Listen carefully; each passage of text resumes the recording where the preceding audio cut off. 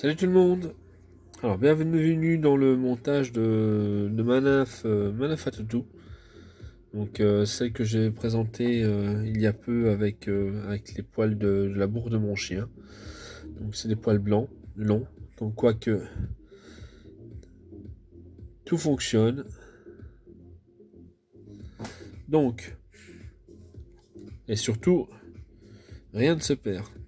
Donc ici c'est un hameçon gig donc de taille 14 avec bien évidemment une bille fendue. Pour la seule montage, j'ai utilisé donc une soie donc 280 couleur camel ou marron clair au choix. Pourquoi? Parce que mon montage se termine par une collerette avec du poil de lièvre naturel. Et comme je veux dissimuler ma soie de montage à la fin de mon montage, c'est pour ça que j'utilise la même couleur. Tout simplement. Donc là, je vais simplement faire des enroulements ici au niveau de la bille. Et au fur et à mesure, la bille va se placer correctement. C'est-à-dire position levée. Et surtout, bien contre mon œillet. Comme on peut le voir, elle est bien contre mon œillet. Et ça, c'est la position correcte. On voit des montages où la bille est en retrait de quelques centimètres. Et ça, c'est le signe d'une bille qui a été mal placée à son point de départ. Donc on fait quelques petits enroulements, voilà, pour bloquer la bille. Pas besoin d'en mettre de plus, pas besoin de rajouter de matière inutilement. Surtout ne rajoutez pas de matière inutilement. Ça tient, ça sert à rien de remettre. Alors là on peut voir avec mon ciseau, j'ai coupé sans faire exprès dans ma soie. C'est pas grave, je vais laisser la vidéo. Donc je suis revenu, j'ai juste fait un aller-retour histoire d'avoir quelque chose de correct. Donc au niveau du tag à l'arrière, donc c'est simplement donc voilà des fibres comme celle-ci. Là je vais couper un petit peu. Alors elles ont tendance à partir un peu dans tous les sens, il suffit de les humidifier. Voilà. Comme ça on est un peu plus tranquille à travailler. Donc je vais garder la longueur de mon corps et en enroulement très serré pour éviter que les fibres partent dans tous les sens si j'allais trop vite. Donc en faisant très serré, on peut arriver à ne pas retoucher. Voilà. Un aller-retour, toujours serré. Voilà, les fibres ont quasiment disparu. Je ne vais même pas me préoccuper de ce qui reste là, parce que de toute façon tout va disparaître. Donc je vais simplement repasser une fois ou deux en dessous et me mettre en attente. Je vais tout de suite couper mon tag sur l'arrière, ça sert à rien qu'il reste. Pour la longueur, on compte toujours donc les quelques millimètres à partir du début de la courbure. Je vois beaucoup de montages où on dit après la courbure c'est 5 mm. Vous imaginez la taille du tag. Donc ça reste un tag. Pour moi, c'est 3-4 mm à partir de la courbure. Donc voilà, il n'y a pas besoin de plus. Ça ne sert à rien. Donc là, ce que je vais faire, c'est que je vais tout de suite fendre mon fil. Donc à l'aide de mon aiguille à coudre, de machine à coudre. Parce qu'il y a un plat dessus, donc ça va favoriser l'apparition du plat. Que si j'avais qu'un rond, c'est un peu plus dur. Alors qu'avec un plat, ça apparaît plus facilement. Donc je vais prendre, hop, on va fondre ça. Prendre les poils de mon chien que j'ai déjà. Hop.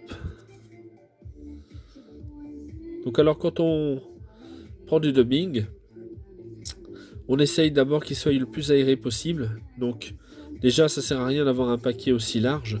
Donc on va déjà essayer de lui donner une forme, on va dire, par rapport à ce qu'on veut. Comme une mèche en fait. Voilà.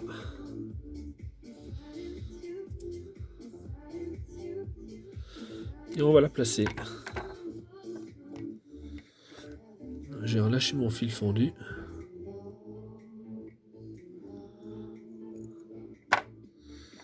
Voilà, et on va placer sa mèche. Donc, je vais bien la répartir. en faisant attention que je vais en mettre un peu moins sur la fin, sur le début, pardon, de façon à avoir quelque chose de croissant, quoi. Et je vais twister.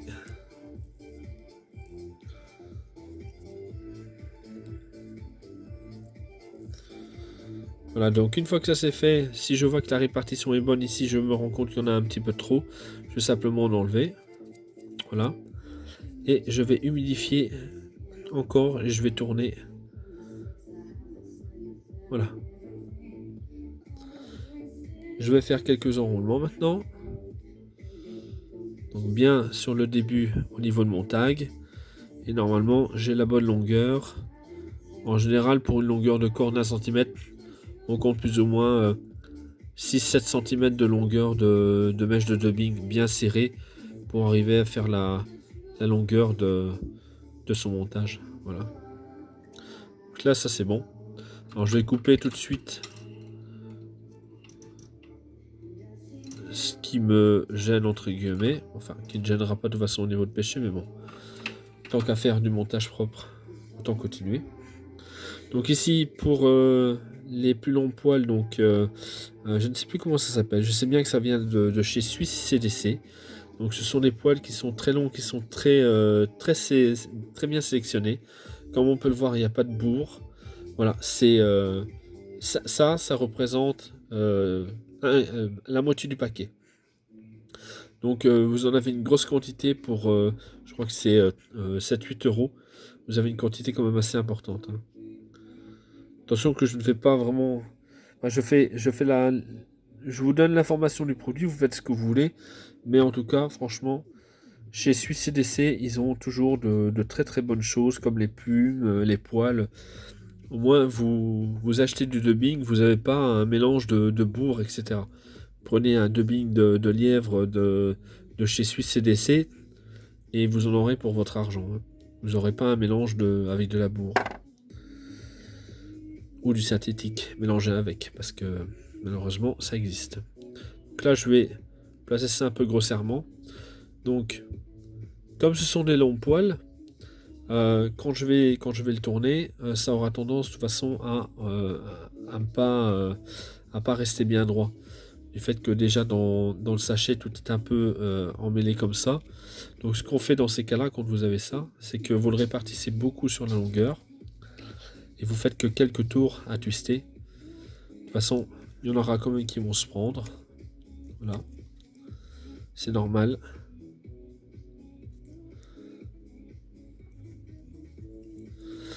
Et alors à l'aide de votre aiguille, vous allez simplement redresser ce que vous pouvez. De toute façon, vous n'en avez pas besoin de beaucoup.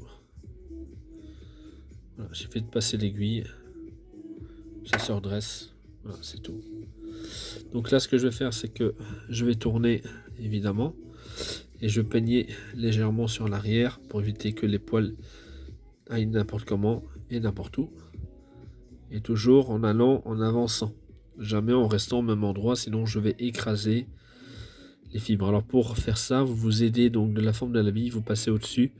Et à chaque fois, vous allez glisser d'office et repartir correctement.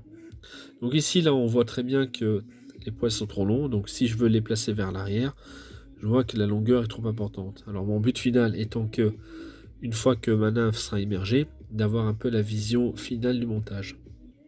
Donc, moi ce que je veux, c'est que tous ces poils-là forment une pellicule autour, une pellicule d'eau autour de mon montage. Donc ce que je vais faire, c'est que je vais enlever les plus longs, déjà. On commence déjà par ça. On enlève les plus longs. Bien partout. Hop. Voilà. Là, on reteste. Encore une petite que je n'ai pas vue là. Voilà. Hop. Donc là, ça va. Et puis après, ce qu'on regarde, la deuxième chose qu'on regarde, c'est si le montage est aéré. Si on n'a pas des paquets de poils, et c'est pas ce qu'on veut. On veut quelque chose de très aéré. Et là, malgré la quantité, c'est aéré. Donc, j'aurai vraiment quelque chose qui va pas être trop pompeux, quoi. Donc, on va toujours avoir comment le corps sera toujours visible. Voilà, malgré la présence de ma petite collerette ici.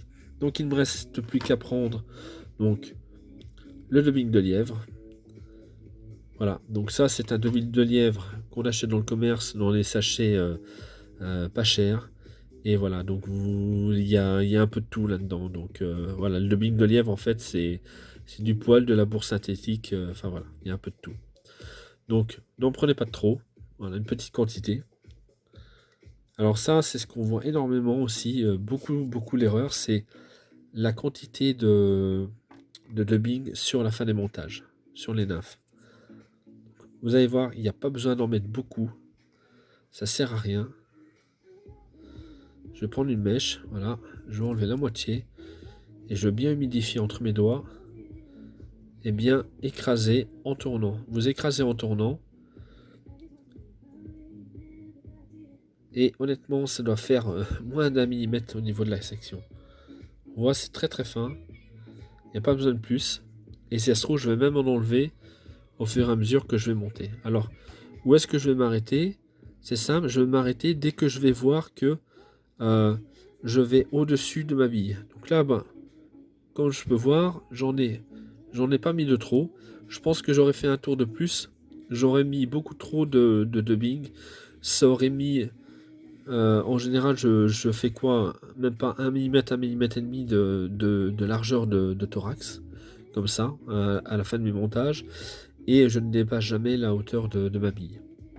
Donc maintenant, au niveau de mon nœud final, donc moi je n'utilise plus du tout de vernis pour sécuriser mon montage. J'ai des nymphes que j'ai fait il y a 2 ans avec lesquelles je pêche encore et les nœuds se défont pas malgré le fait que je pêche intensivement avec. Donc pour ce faire c'est un tour, 2 tours en bloc. Donc là le fil est venu vraiment se bloquer quasiment à la base du fait du peu de matière qu'il y a entre la bille et mes premiers enroulements.